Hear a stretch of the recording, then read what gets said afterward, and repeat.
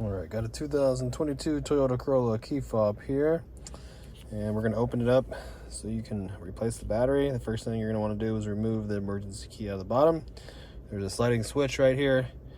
Just going to go ahead and move that over to the right, and then you can pull out the emergency key.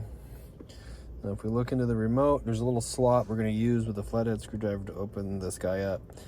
And what I mean by open, there's a seam right here so that will allow us to split it in half.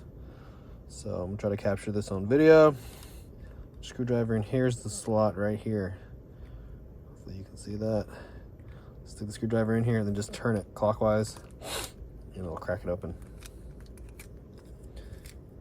We can take it apart. You wanna hold the remote like this because all this can fall out.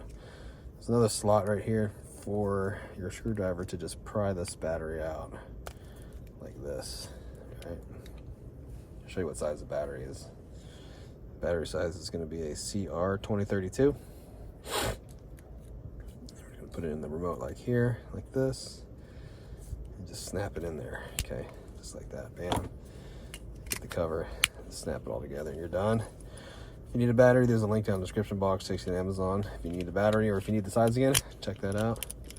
There we go, Corolla remote.